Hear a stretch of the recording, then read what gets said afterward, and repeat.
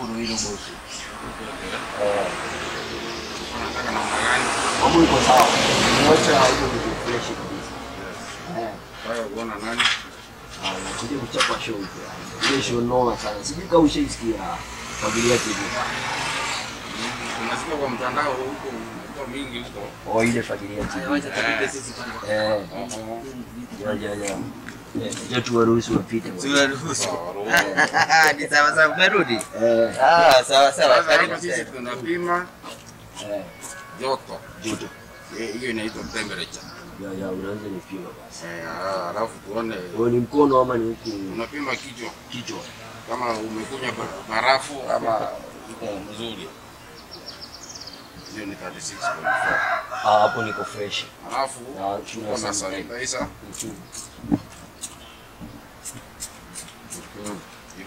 Ya noma sana. Kumbuka tuko hapa ndani ya Royal Boys, one of the biggest secondary school. Nakumbuka tuko na form 1, form 2, form 3 na pia form 4. Na hapo hivi tuko na mkubwa.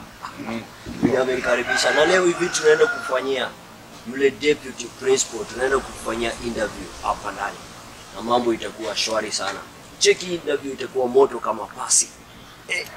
Ladies and gentlemen, welcome to our show. Remember, this is the biggest show in East and Central Africa. I go by the name MC Joshu, your boy all the way from UK, and this is Kuomoka Monday, na tuko hapa ndani ya Royal Boys. And today tuna host a deputy principal in the Royal Boys, yani Royal Secondary School. Hebu tuambie kwa majina wanakuitaje, the full name. Well, good afternoon everyone. My name Wachira Ndirango. I'm currently the Deputy Principal, Royal Secondary School. It's a pleasure having you here for this interview. Welcome. Unajua nakuwa ameshikana sana but leo akatuambia tukuje leo.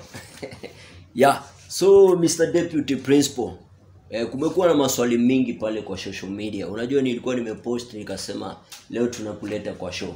So watu wamekuwa na maswali mingi sana yani pale kwa mtandao.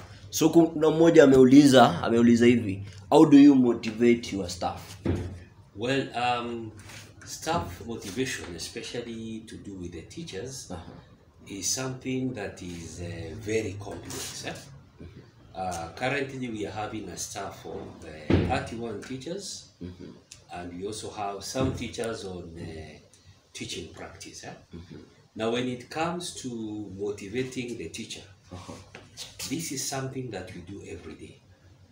Normally we would have some talk with the teacher, we talk to them, and we make them aware of what is happening around them, and we also encourage them and remind them of their abilities to deal with the issues we are having. So talk is one of the main way of motivating them. But for the institution, it also has other ways of motivating the teacher. Sometimes the board of management will take them for a treat somewhere. For a treat. Treat, is it a place to eat or a place to... Yeah, something in connection to that. And there are also other ways of motivation that I will not mention here. But generally, a teacher is supposed to have what you call intrinsic motivation. Motivation coming from oneself. That is the main motivation of a teacher.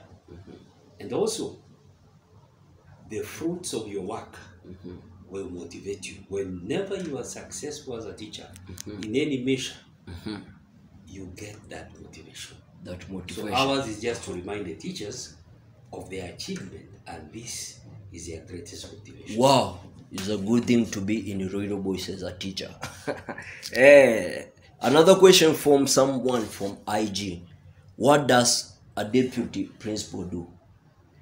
Basically speaking, a deputy principal is the one who makes sure that the operations of the school are running. There is what the school is supposed to achieve. And out of this, we have created what we call a routine, a daily routine or a schedule for the school. One of the main tasks of a deputy principal is to make sure all these routines are running and they are running in the most efficient manner. Now, when it comes to the other side, we have the welfare of the child, discipline of the child, curriculum implementation, and also dealing with external offices. We have the county office, the sub-county office from the education. We have parents, we have suppliers and other people. So all these and many other duties are supposed to be carried out by the deputy principal. By the deputy. Yeah. Unajua wanafunzi wengi huogopa yule the deputy principal. Wakisikia depa, wanamuitanga depa. Yeah. Yeah, wakisikia depa. Now, there is a good reason for this. Now, the work of the deputy principal entails creating that disciplined Kenyan. By the time you are exiting Form 4, the child should have that aspect of life that is very important. That is having discipline. And for you to create discipline in an individual, you have to look at all aspects, even the small ones. And for this reason, we note these small aspects of indiscipline day in, day out. We correct them and we mold the student as a model. By the time they are in Form 4 and exiting the school, we have imparted discipline by looking at these small mistakes. And at the end of the day, some students may mistake that for being harsh. That is why it is required that the deputy principal is hawked eye to note these small things that really matter in life. So that aspect is the one that could probably make some students fear the deputy principal. Fear the deputy. Yes. So wanafunzi msiongope deputy. Yeah, do you chat with the student? The student Form 1, Form 2, Form 3, Form 4, or the student? We normally have informal chats and the formal chats. Formal chats are those by which you address them in classroom, in assemblies and such. But you also have one-on-ones with them. We will have a formal chat, informal chat with a student. And here you get so much information from the child, and you also motivate them. You will give them some stories of people who started from nowhere, people that you know of, and are somewhere now. And this is an aspect of motivating the child. Yeah? We'll also have informal talk to make them your friends.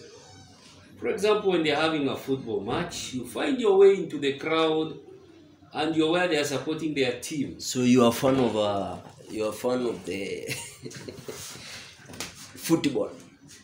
I'm a football fan, but my favorite sport is basketball. Basketball. That's so back in high school, back in campus, you played basketball. In high school, I was and campus also. I would play basketball, and also in high school I played some rugby. Yeah, noma sana. Kuna mmoja hapa naona akiniuliza, wacha nikuulize mbona unafanana na Magoha? Mr. Magoha yule CS. Oh, many people have told me of the same. Now, let me inform them that we are not related in any way with our cabinet secretary, Bwana Magoha.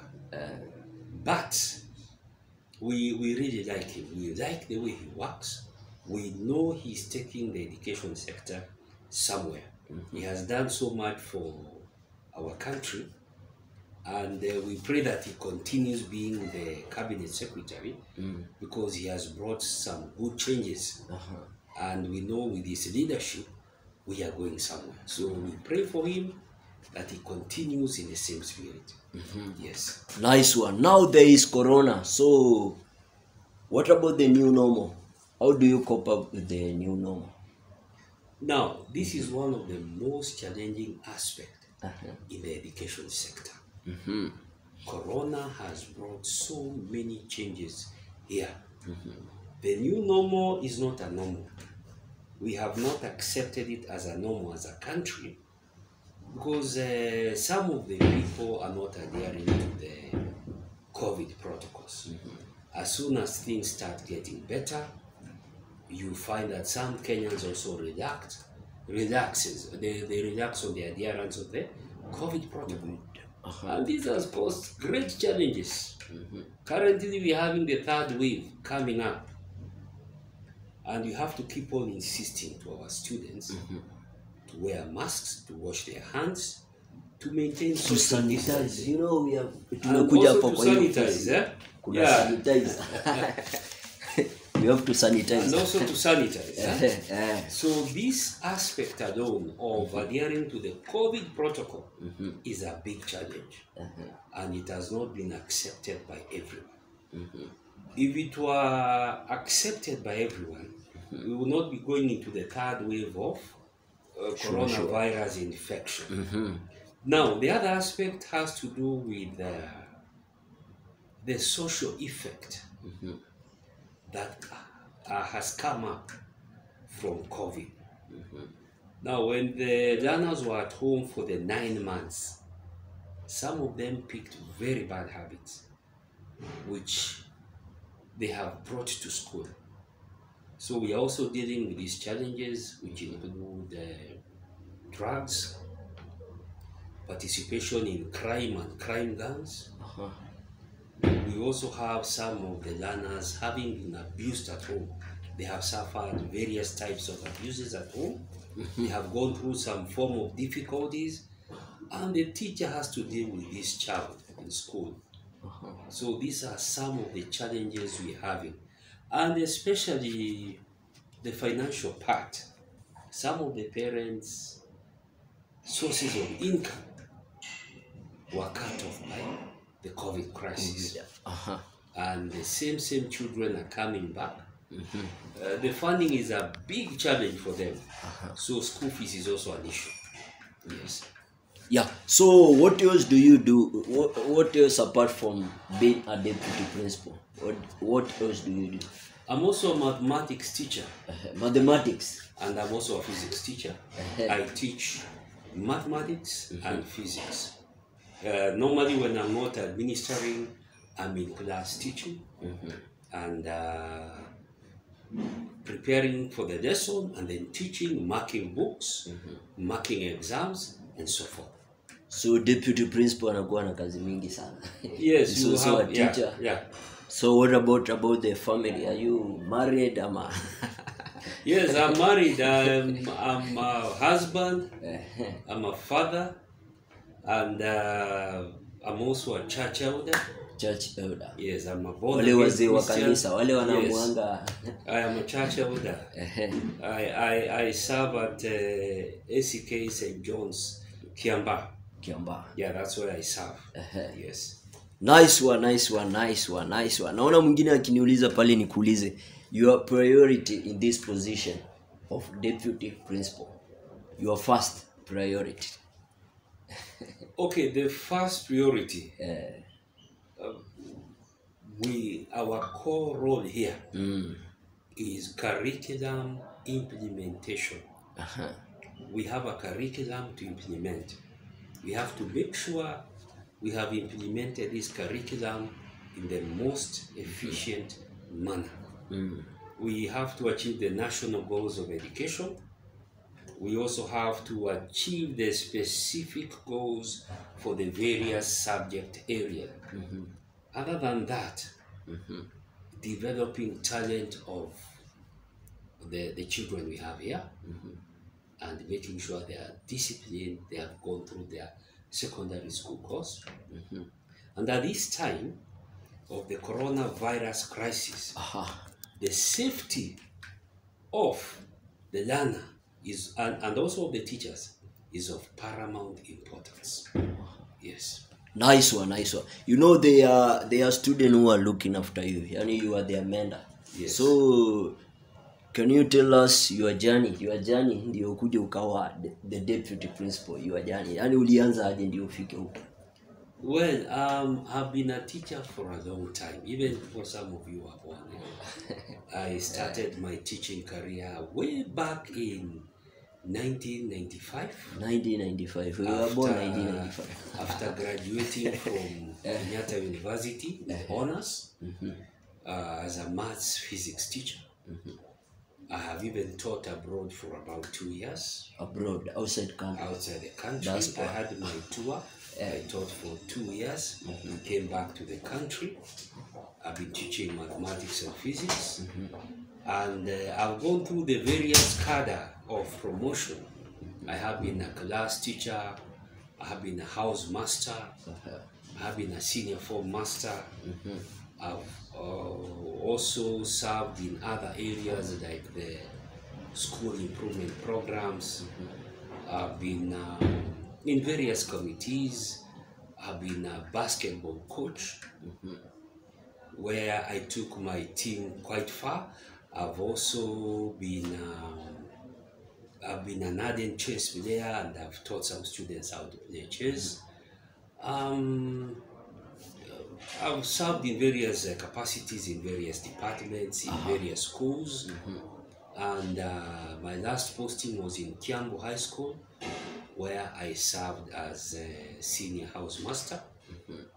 And I was also a class teacher. Then I was now promoted to become a deputy principal. Deputy principal. Yes. So it's a journey. It's a journey, and I have a lot of experience. Yeah. Both in teaching the boy child and the girl child. I've served in both schools, and I'm quite experienced. Yeah, that is a nice one. Congratulations. Thank you. Yeah. So watu wako na maswali mingi, lakini because of time, advise youth wenye wako pale nyumbani. Kuna wale ma youth wametulia tu pale nyumbani, wamemaliza campus, wengine wamefanya hiyo education, so kindly advise them. Now, to all the young people out there, your greatest resource is your youth. When you're young, you have time and you have the energy. So whatever skills you have are useful to this world and can serve you and the people around you. The most important thing is for you to identify the area you want to serve in. Then you need to come up with a good strategy of employing what you have to benefit yourself and to benefit everyone else. And you need to be patient. So for you to do what you want to do, you will need some advice from someone who has gone through that journey. If it is business, go to someone who has been in business for some time and who can hold your hand and advise you on the way to go forward. If it is in the education sector, do the same. Whatever you want to do, don't try to reinvent the wheel by yourself.